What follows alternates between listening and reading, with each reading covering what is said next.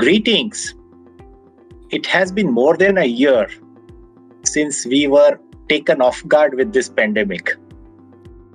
From living in an absolute world of uncertainty to having the vaccine out, I think we have come a long way. It has shown our resilient posture. Thanks to this digital technology and the vast expanse of network, almost all sectors have come on their feet very fast. I am so privileged to have Balaji and Kunal here for a nice chat on these technology trends. So Balaji, good to see you. Yes, you are at the helm of affairs at one of the largest banks, and as we all know, you call yourself a technology company which is also into the economic business, right? So can you please share your views on how digital is driving a hybrid and collaborative workplace for the future? When the lockdown was announced, one of the essential services which need to be open 24/7 was banking. Because the banking transactions, most of us, if we take us back to March last week and beginning April, where 100% lockdown was there, the online transactions was the only way to make the payments. In fact, people were wary of even making cash payments because people were afraid that the exchange of cash would get COVID. So digital actually took off in a very large scale in that period. It was not lesser before that, but it took off very high during that period, and it forced all the banks to digitize in a large scale.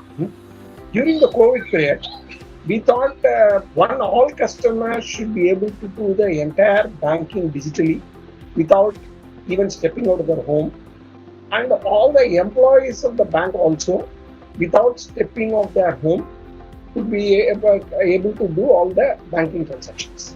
So this is one area where we worked very relentlessly. We released something called ICICI Stack, where every aspect of banking is broken into various digital initiatives, got combined into a stack called ICICI Stack, which we call ICICI Stack, which is for every section of the customers. Let it be retail customers, let it be household people, let it be business people, let it be corporates, let it be even employees of the bank. For driving any of these type of initiatives, you need a robust digital strategy. So what are your views in making a digital strategy resilient? How did you make a resilient digital strategy? Thanks to the regulator and thanks to the government for bringing in a digital stack, banks in India are 24/7. Not too many countries, even the Western countries, have banking 24/7. We can do transfer of funds through NEFT, RTGS where the settlement instant, NEFT where the settlement is every hour, UPI transactions, which is instant debit and instant credit, and settlement also instant. All these are 24/7, 365. So resilient is very important factor. If you see even 7-8 years back, when the banking is predominantly, especially fund transfer, banking is predominantly during branch hours, where people have to go to a branch for finishing a transaction. And NEFT, RTGS, even a year and a half back, were not 24/7, were only till working hours at the bank. So resilience had a different meaning then, and resilience has a different meaning today. Today, since it is 24/7, not even in the midnight, we can have even regular scheduled maintenance also, it is not possible. You can imagine the kind of pressure in the banking sector for meeting the transaction 24/7. Though this is a very good thing for both the consumers as well as for the economy and also for the banks, the pressure on technology to make it resilient is more pronounced now than it was even 2 years back. For us, resilience means being available 24 by 7 by 365. That's the meaning of it, and especially holidays. Earlier, if it was Diwali or any other puja holidays or any other like Christmas holidays, any other holidays, bankers are also on holiday for these days. But today, prior to holidays, you have all the e-commerce companies like Amazon, Flipkart, or so many other Mintras, Big Basket. You name any e-com players, they run schemes, they run billion day sales before a holiday. So where the transactions go up by 50-60% than what it was earlier. Than the peak. The peak gets redefined during this period. So resilience is about one, being available 24 by 7, and number two, sudden peaks during the period. Like when IPL happens, the orders of Swiggy and all these Zomato and all these food apps go up, and in a short span of 2 hours, between night 8 to 10 or night whatever be the time, 7 to 11, whatever be the time when things are on, the volumes suddenly go up. Very well put, Balaji. I think absolutely right. So Kunal, we all know network is the backbone of digital economy. And you are in a business to provide backbone to this backbone, right? That's actually a really big responsibility. And Balaji very nicely put forward the need of a good IT strategy to drive your digital strategy. So how should an IT strategy be aligned to meet this new challenge? What's your view on that? Sure. Thanks, Viral. As Balaji was also mentioning, when the pandemic happened and then the lockdown, that followed hit us, I think at that time all of us were in a state of mind where we were firefighting, right? We were trying to do everything that we could to get a large number of employees to work remotely, to be able to access their applications remotely. So things like remote access VPNs, things like VDI infrastructure, things like leveraging the public cloud. Whoever wanted to do that suddenly became the only means of being able to enable a large number of workforce to work from home.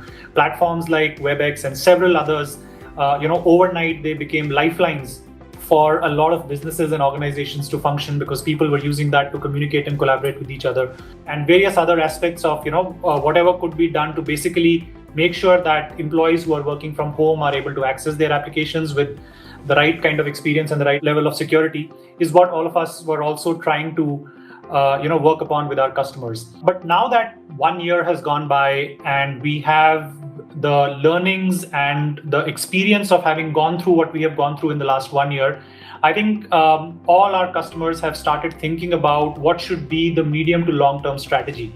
And the one overarching theme that sort of cuts across, regardless of whether you are looking at a bank, banks obviously are very, very focused around how to build an IT strategy, but even other sectors, I think the overarching theme very, very clearly is resilience. Building an IT infrastructure which is resilient for any kind of external or internal shocks that you might be aware of or that you might not be aware of, and to be able to withstand that and to be able to continue to go about your business and the services that you're offering to your customers. And to that end, I think from a Cisco perspective, we built a strategy which was resting on 4 pillars, eventually trying to help our customers achieve this objective of making IT more resilient. Number 1 was around applications, and we tried to do everything that we could to help our customers reimagine the applications from a performance monitoring perspective, from an application experience and application delivery perspective, from a visibility perspective. So that was one area that we have started focusing on. The second one was around transforming infrastructure, and if any organization had to become digital, the infrastructure transformation had a very, very important role to play. You spoke about the network that sort of everything else runs on, whether it is the campus network, whether it is the wide area network, whether it is what we do in the data center. I think transforming the way these platforms are running from legacy to a state-of-the-art level, making it more automated, making it more programmable, which effectively means that all of this becomes software-defined, is the second pillar of the way we are helping our customers sort of become a part of that resilience strategy. The third one is around empowering teams. And I think the work that we do from a WebEx perspective and all the other associated collaboration aspects that come into the picture, the ultimate objective is to empower whether it's the internal employees of an organization, whether it is the customers, whether it is the suppliers, different aspects of the value chain that are touched by what WebEx does, I think has been another area where we have been working on making sure that it becomes the single collaboration platform for everyone to communicate and collaborate and go about conducting their business. And that becomes a part of the sort of the resilience strategy. And the last one is around, securing data, securing people, securing devices. The future is going to be distributed, and we are focusing in a very big way on how can we make sure that whether it is the user, whether it is the device the user is using, whether it is the application, whether it is the network, whether it is any aspect of the data center, how can we build a sort of a pervasive cybersecurity framework so that all this transformation that is happening is also happening, keeping security in mind right from the very beginning, and making sure that it's not an afterthought, but it is embedded into every aspect of this IT transformation. So I think that's how we are looking at helping our customers build a resilient IT infrastructure and a strategy for the future. Great. Thanks, Kunal. I think everywhere customer is the focus. So anything which customer wants, that's the mantra.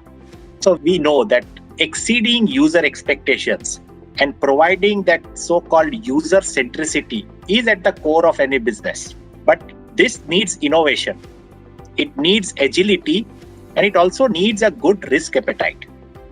So Balaji, what digital roadmap should be followed to inculcate this innovation in all your designs to make things which users will accept faster? So what's that digital roadmap which will enable innovation? There are 2-3 points I would say. In the innovation, there should be scope for certain failures. Many organizations want 100% right on everything. The first point of innovation is something will fail. So as long as we know something will fail and build on top of the failure with the experience of failure, that is where the innovation is going to prosper. If you are going to count each and every penny of failures and then work on that, the innovation is not going to be. Second area where, from the technology point of view, I am part of the technology, but our business of the bank is banking, and we are providing banking services. See, every technology, for the sake of technology, it does not work in any industry. Technology has to have a business focus, and as long as the innovation has a very large-scale business focus, that digital innovation is going to succeed rather than technology for the sake of technology. That is number 2. Number 3 is that the technology and digital is the way things are going forward. Like we are saying today, banking, if I talk about banking, not just in ICICI Bank, but in the entire industry, I would say, of the top banks, let it be SBI, HDFC, Axis, Kotak, any of the top banks if you take in the country, more than 90% of the transaction today happens digitally rather than physical. So digital is about thinking afresh rather than converting what is the current physical into digital. So companies which have to invest in the future have to invest in the modern technology. If you are going to add the innovation on top of the old stack, at some point of time, weakest link would be the problem. Then the scalability and the security comes into picture. And also why new stack would be required, new tech stack would be required for carrying out innovation is that the security is getting redefined every day. As billions and billions of dollars are poured by all the technology companies, billions of dollars are also getting into how do people hack it, how do people penetrate it, and especially by all unethical hackers, by even some of the global competition. I'm talking about even some countries involved in all this. So it's about how do you protect ourselves. So, Kunal, can you throw some light on the tools and technologies that have evolved, which help us stay ahead of the curve in this new normal? Sure, Viral. So, look, firstly, in the pre-pandemic world, when we were designing IT solutions for any IT infrastructure, I think there were three elements around which any IT strategy infrastructure solution was designed. There was the workplace, which is where you conduct your work, the workload, which is the application, and the workforce, which is the user. And the way these solutions used to get designed were in such a way that the workload used to get designed, the workplace was designed in a certain way, and the workforce or the user had to align with whatever was available, right? Whatever was designed, they had to sort of align with that.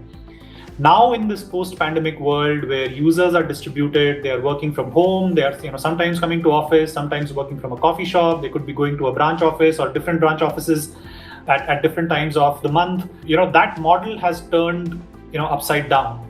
Now the user has become the center point of devising any such IT strategy, and the workplace and the workload has to sort of align with the demands of the user or how the user is going to consume those aspects of the technology infrastructure. So I think that is something that we are seeing very, very clearly in terms of the conversations that we are having with our customers. I think there are 3 or 4 themes that have very, very strongly emerged in terms of the kind of things that we will see happening in this post-pandemic world. Number one, I think, is going to be around return to office.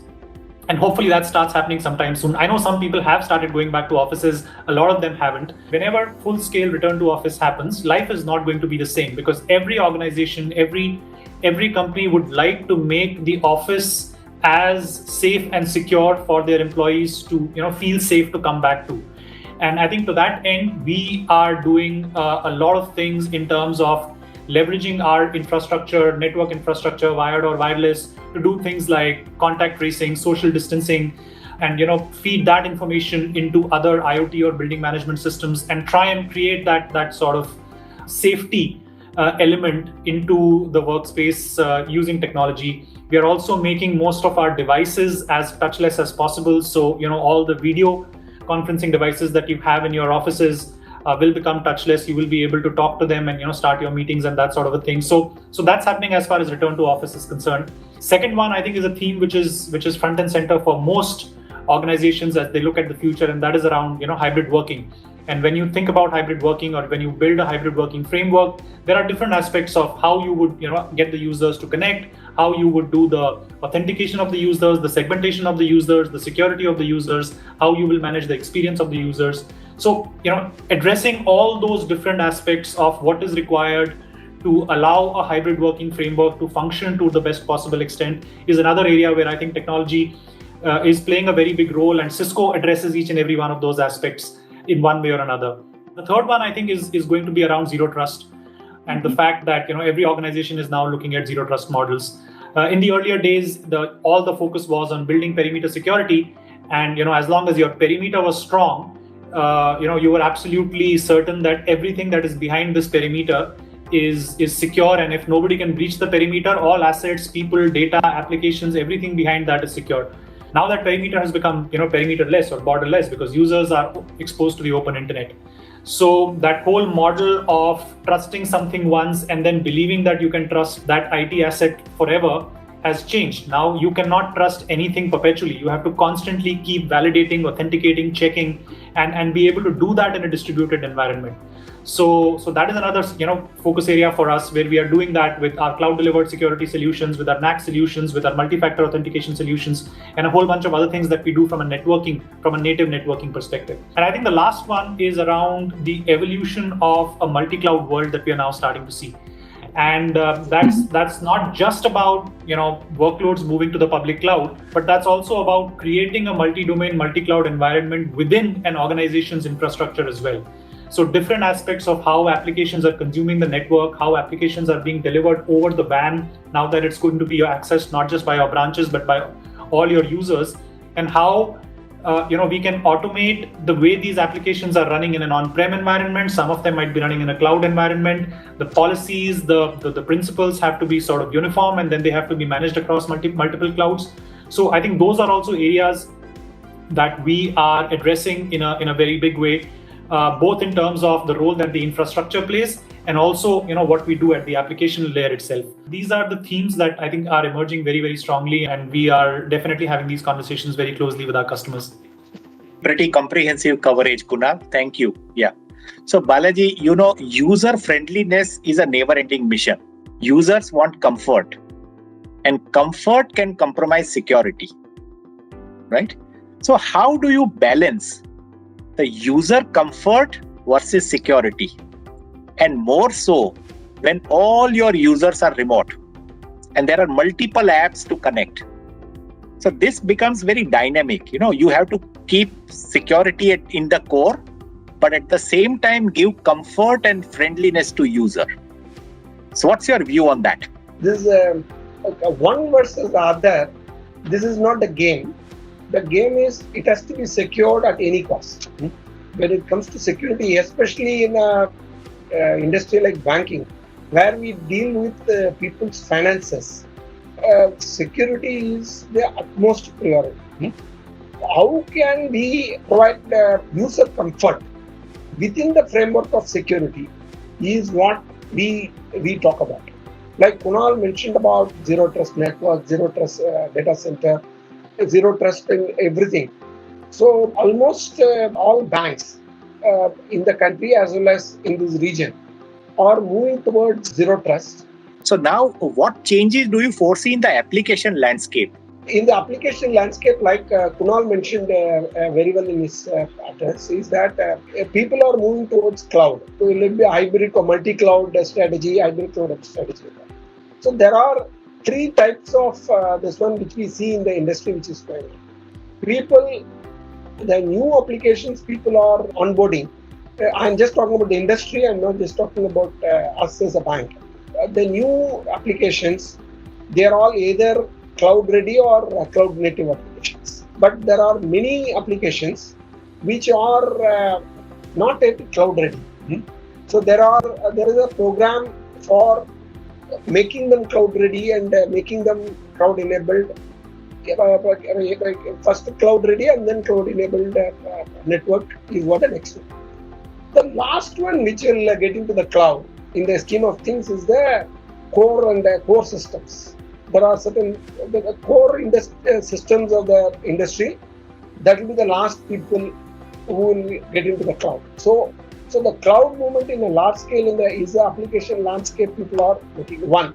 The second area where people are making is on the microservice based architecture. The newer players have a head start advantage on that, but people who are existing in the industry for 15-20 years, most of the companies are working on microservice enabled. The third area where people are moving is data as the first citizen. What I call data as the first citizen. What I mean is people, each application has a database. People work on the data separately. Now, if you have data in one place and make applications on top of it, so data becomes the core of development. Applications are around that. So Kunal, now modularity, resilience and security, these are becoming the core pillars for any digital infrastructure. Now from an infrastructure perspective, we can understand. Now can you summarize this whole thing about how application landscape is evolving around this? Sure. The applications always were very, very critically important for any business to function. But I think now it's not just about how critical the applications are. For a lot of the businesses, the application has become the business, right? So that's how rapidly the application transformation is happening. I'll just repeat what Balaji said. Any large organization, especially banks, as this whole scenario is evolving, I think we'll have a set of legacy applications that have been running for a very, very long time. And we'll also see an explosion in the number of cloud native or digital native applications, which are now going to come into the picture as the pace of digital acceleration sort of increases constantly. And these digital native or cloud native applications will have to coexist with this set of legacy applications through a set of very, very complex APIs. So it becomes very, very important for any CIO to be able to ensure that the consumer of these applications, whether they are customers or whether they are internal employees, their experience is not compromised. What an insightful conversation. I think some real profound views and some practical perspectives that I heard from both of you. I think we realize that world is changing very fast. We need to adapt. We need to have uncompromising security, but at the same time, one size will not fit all. So we will have to have that agility in this. Agility not just in thought process, but also in our infrastructure and application. So I think this is the right time to wind up this great thought and leave our viewers with this interesting topic that agility is the core of digital business. It was wonderful interacting with both of you, Balaji and Kunal. Thank you so much.